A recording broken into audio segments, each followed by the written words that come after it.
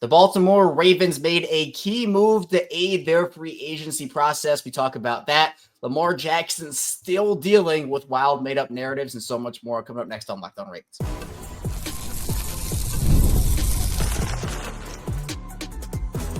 You are Locked On Ravens, your daily Baltimore Ravens podcast. Part of the Locked On Podcast Network, your team every day.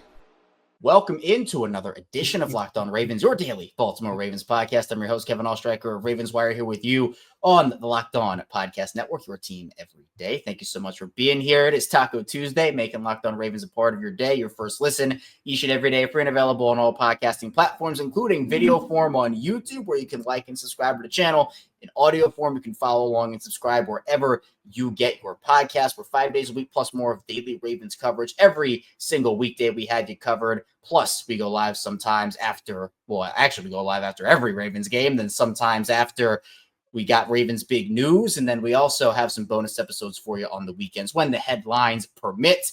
Here with me today to talk about some Ravens football as the offseason continues to chug along as former Baltimore Ravens wide receiver and Super Bowl champion Qadry Ismail. And Q, I know the Ravens, it's a little bit of a downtime right now in the offseason, but speaking of Baltimore and Maryland, man, we're recording this just about 10 minutes after the Maryland's women's basketball team pulled off a double overtime thriller over Alabama. Last night, as we're recording this, Derrick sends Maryland to the Sweet 16 in men's basketball, and he asked where his confidence came from. He said, I'm from Baltimore. That's why, and the whole city loves it. So, hey, I know there's been a lot of heartbreak in Baltimore sports these last handful of seasons, but Maryland basketball, giving the people of Baltimore and Maryland something to smile about there. Yeah, absolutely. I think Derrick Queen's quote was just so spot on. And, I mean, it wasn't just, I'm from Baltimore. It was like, I'm from Baltimore. Nailed it, obviously.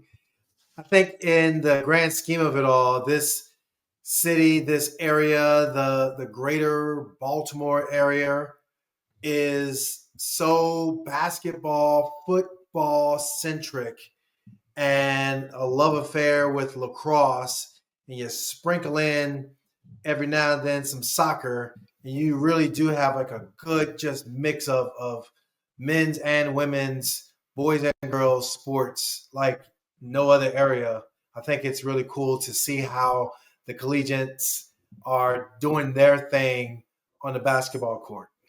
Hopefully the Baltimore Ravens can be on the right side of some of these thrilling playoff-type atmosphere victories. Obviously, I know heartbreak in Buffalo this time around, but hopefully next season it will be a different story. Baltimore continuing to build up their roster. We know DeAndre Hopkins is in. They also signed Jake Hummel and Cooper Rush. Not a very busy offseason by any stretch of the imagination, but there's still a lot of time. We know this is a multi-month process for the Ravens. They even like signing guys in the middle of the season or at the beginning of the year to help their team out. But the Ravens do have to clear some salary cap space. We've been talking about it for a while. Where are they going to find that money? How are they going to make those moves to continue to make their team better, to make sure they have the assets and the space to make their team better? Well, yesterday, Brian McFarland, Ravens salary cap, who is the Ravens cap guru, he knows everything relating to their cap situation, put out this piece of information here. The Ravens and Michael Pierce have agreed to an adjusted contract. So I'll read out what it was. The Ravens and Michael Pierce adjusted his contract to allow them to transact his retirement post June 1. The revision removed his $2 million roster bonus, which was due on March 16th. So obviously that is now passed. And his workout bonus, the revision created $745,000 immediately. There will also be an additional $1.255 million in savings after June 1. And then to further clarify, Brian ended up saying that the Ravens are not releasing Pierce at this time. It's set up to carry Pierce on the roster and then have him turn in his retirement papers after June 1. So it does not use up their second post-June 1 release designation because you can only have two of those, and the Ravens have used one of those already on Marcus Williams. By the way, visited the Carolina Panthers yesterday. So maybe there is a fit there for Marcus Williams. But again, Q, the Ravens are going to have to get very creative with their cap situation here. There are obviously many other avenues they can take. We've talked about extending Lamar Jackson, extending Derrick Henry, restructuring some other guys as well. Marlon Humphrey was a big name that they agreed to a max restructure with. But I think this is a very creative way for the Ravens to free up just a little bit, and every bit counts here, a little bit of cap space as they continue to reach their goal or try to reach their goal of fielding the best team possible? Every year we see it where the Ravens are going to go into free agency different than other teams. We know that there are those big signings, those splash signings that other teams like to make to kind of rally the fan base and make them feel like, hey, we got a contender now. You look to bad teams and what the upcoming draft might look like and the next greatest, latest quarterback that's going to fix everything, or man, this guy, he's an interior D lineman and he's going to be the next awesome Jalen Carter, the receiving core, the defensive back. We got the shutdown corner of the year. You got all that happening, and then the Ravens are more ho-hum. They just kind of go about their business, and if it is a guy that they feel that they covet, a la Derrick Henry, then they'll make plans accordingly. I think this year is no different, where it's just like, all right, cool. We do what we do. We'll get our Ronnie Stanley, and then we'll put in some other pieces, but nothing major that's like earth-shattering. I think that's just their MO. And so this next wave of free agency is where I think the moves will be made. Obviously, we saw with Michael Pierce, him retiring, the strategy and the strategic play of salary cap finagling is always ongoing with the Baltimore Ravens because they're always trying to be right up against the cap to field a competitive team. And you have to factor in things like you have to pay your draft class, you have to pay some undrafted guys. They're always going to be, the Ravens like to carry some cap space into the season so they have some wiggle room just in case of injuries or if they want to make a trade. So there are multiple avenues that Baltimore takes here, and this is one of them. And Eric Costa just seems to win again. He won last week too, where Josh Jones is going to count for a compensatory pick, a 7th rounder, whereas they signed Cooper Rush, and that deal will not count towards it unless he earns the unlikely to be earned incentives. So Eric Costa is adding more picks to his books. There's still the unresolved Deontay Johnson situation, which I personally think will stay unresolved because I don't know if he ever plays again after what happened last season. But even bringing him back was a chess move from Eric Costa to see if they can get every little asset they can to help out this team. But you mentioned Pierce retiring. You and I have talked about it here, Q. Very big loss for Baltimore, both figuratively and literally on the field. He's a big dude. He had to block him with multiple people, and he provided some interior pass rush. Obviously very hard to get a hold of and stop one-on-one in the run game as well. He was able to push the pocket.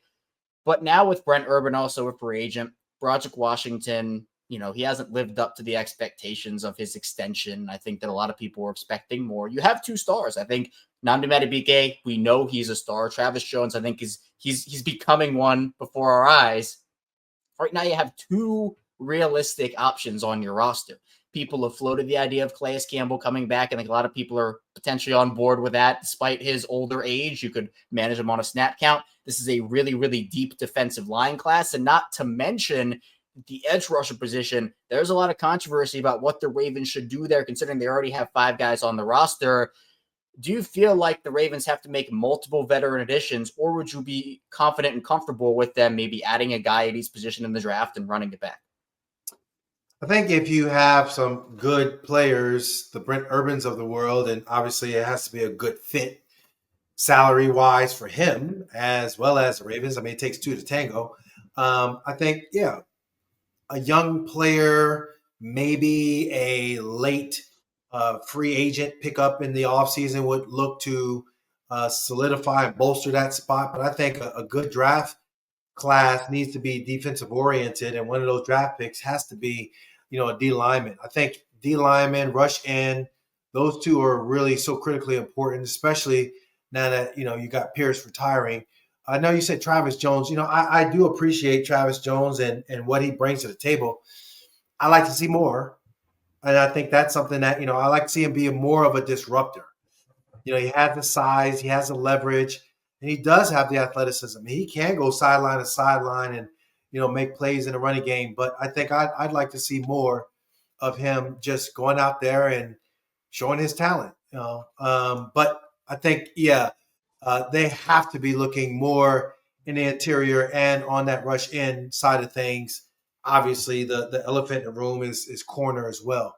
But defensively, I think, should be the theme of the draft as they start to, table the board and see who they have to look to when they talk about the top 50 players, top 100 players, and so on. To take a kind of a look back, Q, at last season and the pass rush, a lot of people are talking about, okay, is Odafe Oweh going to be the guy for them? He's eligible for an extension, and obviously he's going to be a free agent. I feel like with what Baltimore has, Kyle Van Noy he's going to turn 34 here. David Ojabo is a wild card. Tavius Robinson, I think you and I both have high expectations for Tavius Robinson next season. And Adisa Isaac's a little bit of a wild card as well. So even with the defensive line questions, at the edge position, you have guys. You have 5 of them.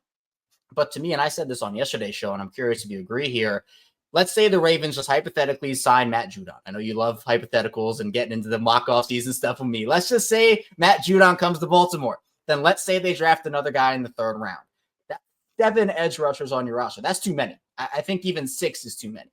But then, they're not getting rid of Odafe Oweh. They're not getting rid of Kyle Van Noy. They're not going to get rid of Tavius Robinson. I'd be shocked if they got rid of Adisa Isaac. That leaves David Ojabo kind of on the outside looking in my opinion. I think he has all the potential in the world, but Q, were the Ravens in a spot where they can continue if they need a roster spot to keep him on the roster if he hasn't proven much of anything yet? Or do you think that he is expendable come if they need a spot for another guy? I think he is expendable. I think David Ojabo showed tremendous talent when he was in Michigan. He had the injury, but I think he, wanted to get as much money as he could. Clearly did some great negotiations with his agent and all that, but to continue to gain leverage, it's what have you done for me lately? And he's just been okay. Like, it's not been flashing, awesome, coming off the edge, use your athleticism, get to the quarterback that we were hoping to see. I think for him, as well as Odafe Oweh, who had his double-digit sacks, but it's about that consistent pressure on the quarterback in critical moments that at times last year were lacking. And it showed up even in the playoffs when Josh Allen was able to do what he did and march down the field at key points in time in the game. When you look at that front and when you look at those 2 players in particular, it wouldn't surprise me if Eric DeCosta got fancy with the spices and did something on draft day to move up in the draft, and those guys were on the trading block. I'll take it even a step further. Would you think that if the Ravens and Odafe Oweh can't come to an agreement on extension, they would move him in a draft day trade? I could see that. I think anything is really possible because you got the ultimate chess piece in Lamar Jackson. And because you have a franchise quarterback, you're not necessarily looking to just keep guys just to feel good about it. You want to try to stack that deck as big as possible. And so, not saying that Odafe isn't a deck stacker, but if somebody came along with an offer you couldn't refuse, stack it, stack the deck. I think he's more than likely reached the ceiling. Usually when the Ravens look at a guy, it's like, what can you do for us now? And the role of the front office general manager and his staff is, what can you do for us 2 years after? So I think if you look at it, what is it that Odafe projects to? For the Ravens, if they see somebody else that has a better projection later on, then you best believe they're going to go and pursue that and not think second thought about letting Odafe get traded to whomever as far as it upgrading the roster. Yeah, I think Odafe can be a huge part of Baltimore's rotation this year. I think that's probably the likely path. But you're right, Q. It's where you're not completely shutting the door, especially because who knows if he does come back to Baltimore, who knows if the money is going to be what he wants from Baltimore. Maybe he goes somewhere else. So while I think it's more than likely he stays in Baltimore, it plays out, I agree with you where, hey, don't shut that door completely because everything can change as it happens in the NFL offseason. And coming up in the second part of the show, man, Lamar Jackson called out fans and media for making untrue, false, wild narratives, and he is still dealing with it. Even yesterday, there was some crazy stuff that happened there. Stay tuned. We'll get into Lamar. Plus, we'll highlight him as a person. Stay tuned. We'll have to get to him. Locked On Ravens. First, this show is brought to you by FanDuel. March Madness is here, and FanDuel is giving you the chance to get in on the action like never before. Right now, new customers get $200 in bonus bets when your first $5 bet wins. That's $200 extra bucks to use on everything from buzzer beaters to Cinderella stories and even who's cutting it down the nets. With tournament games happening almost every day, there's always something exciting to bet on. The FanDuel app is simple to use, and when I win, I get paid instantly. No waiting around. So visit FanDuel.com and get in on the college hoops action all tournament long. Back here, Locked On Ravens, Kevin Oestreicher, Qadry Ismail, still rocking out with you here on the show. Lamar Jackson pulled a fast one on everybody last week, but putting out a LeBron tweet. It was against the Nuggets, by the way. I remember that exact moment when it happened. A fan was in the crowd, and LeBron went up and scared her because she was talking to him, and he went, oh, that's how she was reacting. And everyone's like, what does this mean? Why is Lamar tweeting this? Is it about his contract? Is it about the Bengals? Is it about the Aaron Rodgers? And then like an hour and a half later, Lamar's put, I guess, something on his close friend's story on Instagram that said, I'm just going to put out this random GIF and everybody's going to create false narratives. Watch.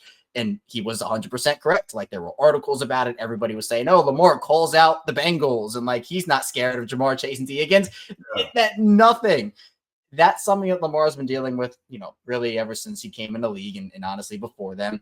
But it's still happening now. Like, he called out everybody for saying, oh, you have all these false narratives you're going to make about me. It's just what happens. Well, unless I missed something, Q, which I know at this particular time I did not, people are saying, oh, here's an article that was published yesterday. After Lamar Jackson's contract demand, Ravens make huge decision on retired veteran, that retired veteran being Michael Pierce. I did not hear of any contract extension or request from Lamar Jackson.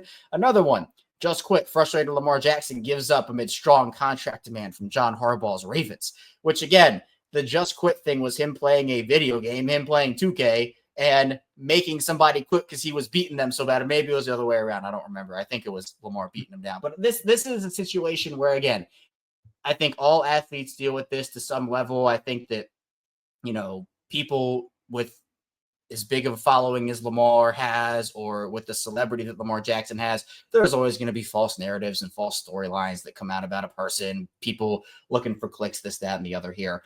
But the thing to me is that people are going to believe this. Like, people are going to read this stuff online and say, what, Lamar Jackson requested a new contract? Like, oh, that's blasphemy. That's disrespectful. When it's not true. What we should be highlighting, Q, are the good things about Lamar Jackson, which I want to after, you answer this, because I'm curious to hear your thoughts on the situation. Not that athletes don't deal with this on the regular, but I think it is kind of comedic timing. Lamar literally called out everybody for it, and it is continuing to happen right in front of our faces. Yeah, it is. And I love the fact that he is such a good dude in handling his public persona, handling his very dynamic celebrity. He just remained down to earth. He's just remained like, hey, this is who I am. I'm unapologetic, and I'm as authentic as I'm going to be. And I don't need to, be anything that you think I need to be. And that's really important. He doesn't feel he needs to be anything what whomever wants to paint that, picture of. Because of that, I think fans love him even more so. You got incredible, talented, charismatic guy. And I think it's pretty cool that he's having fun with the media, on a national scale, that he can, throw out something and then they got to go speculate and run and figure out who, what, where, when, why, and how. Obviously, we know Josh Allen got an extension. We know the Ravens are up against the cap. It would be interesting to see if they can extend Lamar so he can, relieve them of some salary cap issues. Obviously, you got Derrick Henry and what that's going to be or not be. I'm sure they're working as we speak as far as the deal is concerned. But when it comes to Lamar Jackson putting it out there, all that speculation now comes to the forefront, and people love to have their fun with it and try to figure out the mind of Lamar, because he is a private person, yet he also recognizes that if he says, does, tweets, anything, we, the local media, will jump all over it. And obviously the national media had a blast with it. and still continues to have a blast with Lamar Jackson. Not even cryptic at this point anymore. Just regular posts, regular things you post on your social media. So that Lamar deals with that. But again, I want to highlight just who Lamar is, especially because we've heard one of his current teammates and one of his former teammates talk about him in a very positive light. Kyle Van Noy went on the Herd. I talked about this on last week's show here. Said, quote, Lamar is the best teammate. He hangs out with everybody. He knows everybody's name. He's a joy to be in the locker room with. And then you have Malik Harrison, who had a press conference last week with Pittsburgh. I didn't even know he had a press conference. I talked about this on yesterday's show in more detail, but he said, he surprised me every day. He does things you don't think that a person can do. Great guy, been my guy since day one. He knew my name when I first came in. I'm like, how do you know me? So it gives you perspective on like, Lamar takes the time to foster relationships, to get to know people. You know, you don't have to be the star of the team next to Lamar to have a relationship with him. Lamar values everybody, and we know how respectful he is towards the media. And you talked about it in your answer, Q. It's just like, that's the stuff I want to highlight here, not talking about these crazy made-up narratives that aren't even true in the first place. It's so funny to me because I can remember, Warren Moon, Dan Marino, Brett Favre, Jim McMahon. Those were, back in my day, those were the big name quarterbacks and big name stars that people were like, oh, wow, do you know?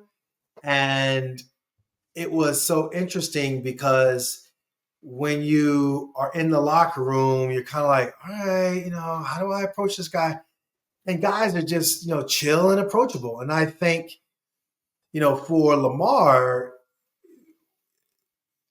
maybe I think the bottom half of the roster, the 53-man roster guys, maybe a little bit more like cautious of saying, well, I don't know if he knows me or not. But yeah, he absolutely goes up to everybody and is just chill. He's like a good dude.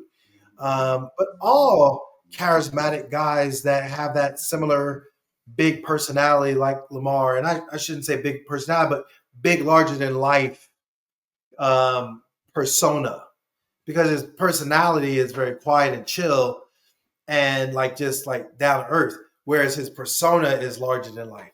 I think that's where guys are like, when are we going to get you? Kind of like, all right, oh man, Lamar is just a normal dude, just be chilling and hanging out with us.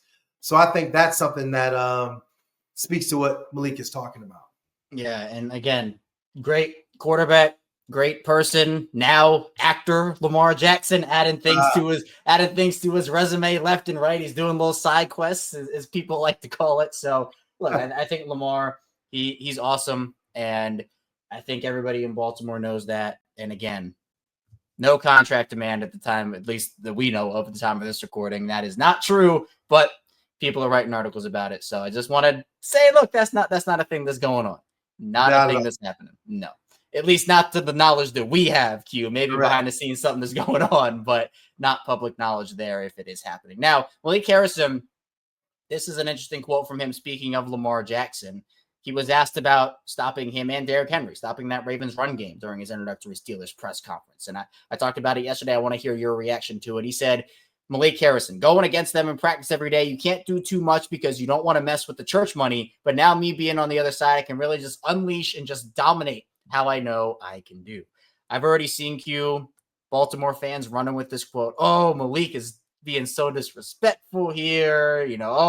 That's something crazy to say. I think it's a little spicy to say, but I don't think he was being disrespectful with it. Obviously, I think Patrick Queen during his press conference last year took more shots than Malik Harrison did. Malik was very complimentary of his time in Baltimore. But when you hear someone say that, oh, now I can really just unleash and dominate how I know I can, I think when that first Steelers matchup comes around, people are going to be pulling this quote up, and all eyes are going to be on Malik Harrison and Patrick Queen to see if that quote will actually ring true. Yeah.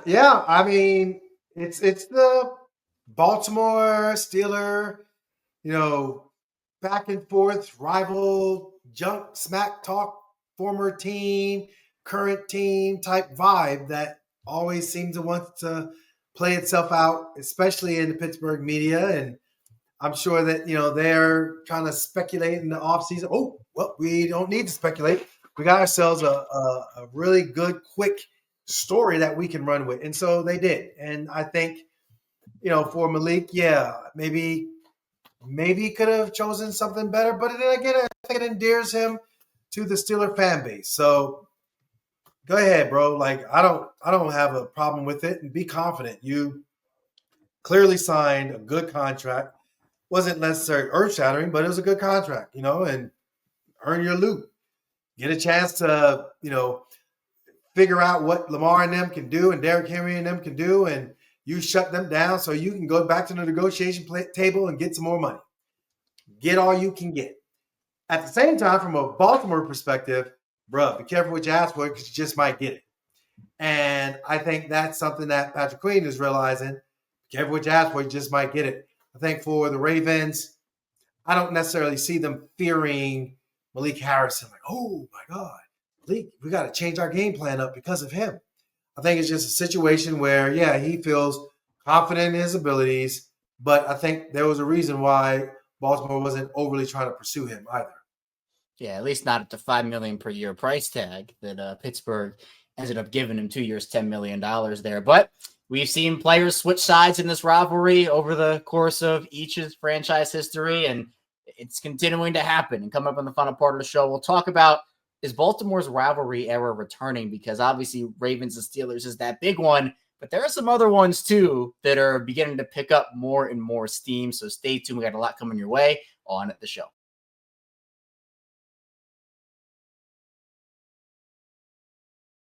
Locked on Ravens, Kevin Oestreicher, Qadry Ismail. You know what we're doing here. We're talking Ravens football on this Tuesday. Q, Ravens and Steelers.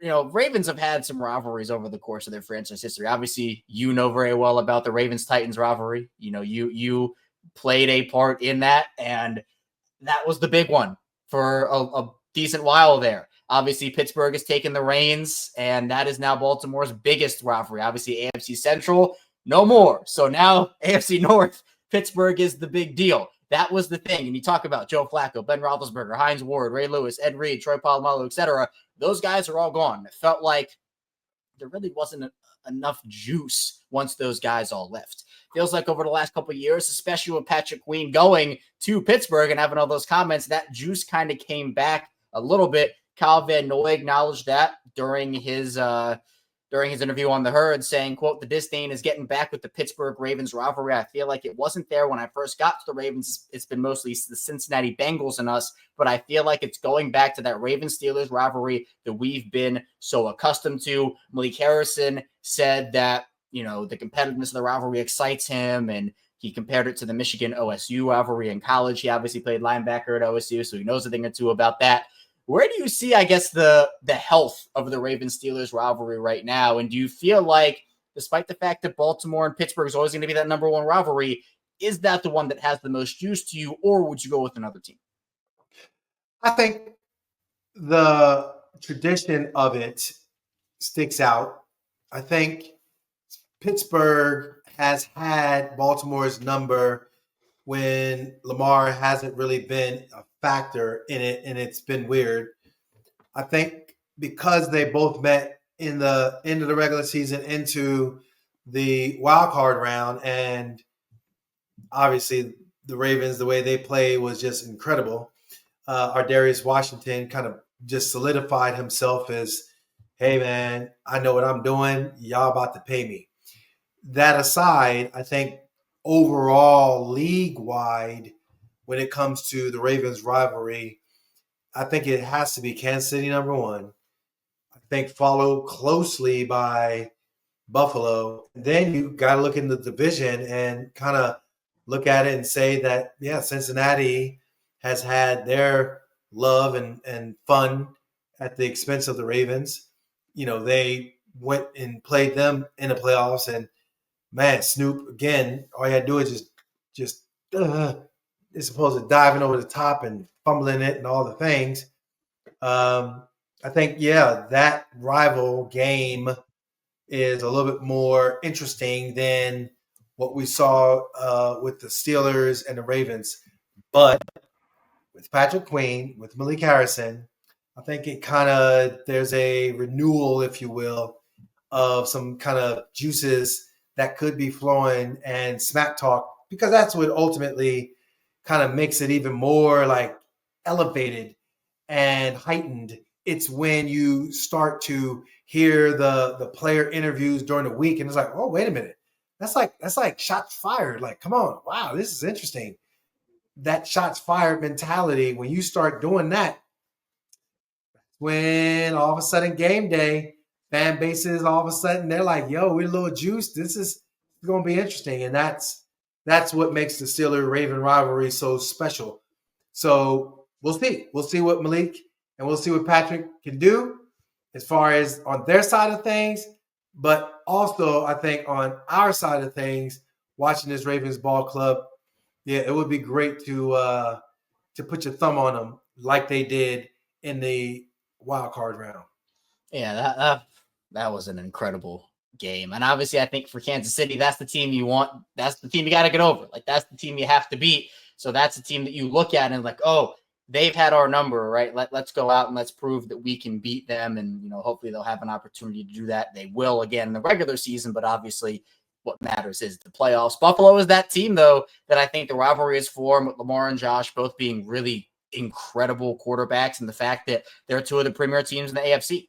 And for the most part, they bring a lot of good football. Like, they're always good football games. I know the regular season one was good for Ravens fans, not so much for Bills fans, but obviously Buffalo got the better of Baltimore when it mattered. And then Cincinnati, I just think there's a lot of talk there, like you talked about, where it's like, okay, like Lamar generally has dominated Cincinnati, but then again, Joe Burrow, Jamar Chase, I mean, Jamar loves playing Baltimore. Like, that's the team that he has had the most success against in his entire career. And I still have nightmares about what he did to Baltimore, even though the Ravens won those games last season. So it really is interesting. Did you have a moment in your career, Q, that, you know, whether it was Tennessee or another team, even if it goes beyond your Ravens days, of like, man, I'm in a rivalry right now. This is rivalry mode, and like, it's go time. Was there a moment for you? Oh my God. So from a Ravens standpoint, yeah. What people don't realize, yeah, we talk about the Titans, but it was the Titans and the Jaguars technically that were the kings of the Central. And the Jaguars had an incredibly talented, you know, ball club led by Mark Brunell. You know, they went out to Denver and beat Denver, and I think they were a few plays away from going to the Super Bowl themselves as a, you know, franchise upstart, similar to what Baltimore did in 2000. I think for the Tennessee Titans, like when we went to Adelphia Coliseum, you know, it just the college atmosphere of Tennessee, like that fan base was just like, wow, this is pro football. We bring in the noise and we're going to show you. You could not hear, like literally, I am like as close as I can get in the huddle. And they're like, okay, what is the play? Then you get to the line of scrimmage and you're like, okay, he just changed the play, I think. All right, I can't hear what's going on, but okay. It was that deafening. So yes, rivalry across, you know, the conferences, rivalry across the divisions. They're just always so much fun, and it just brings out the best in both teams. Rivalries just mean more. They just mean more. You can feel it in the air. You can feel it in the stadium. And obviously, Q, you felt it on the field more than once during your career. So I think it's awesome. And for the Ravens, they have a lot of rivals now. Obviously, Pittsburgh, I think, will still reign supreme with the history. But a lot of other teams now that Baltimore has, I guess, some beef with when it comes to wanting to win some football games. But Q, I appreciate your time as always. Thank you for hopping on the show. As always, I know you're a busy guy. Tell people where they can find you and what you're working on. Yeah, it's all about missile training, as in missiletraining.com.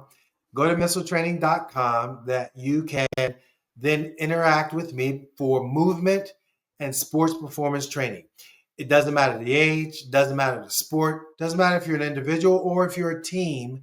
You go to missiletraining.com, interact with me. We'll explain to you why it's one thing just to go out and do a workout and get tired, but another thing to move better, feel better, and live the fullness of your athletic abilities. At the same time, it's WJZ. You can see me on CBS Baltimore, WJZ, where it's purple pregame every week during the season, but also during the offseason. You'll see me from time to time on Purple Playbook.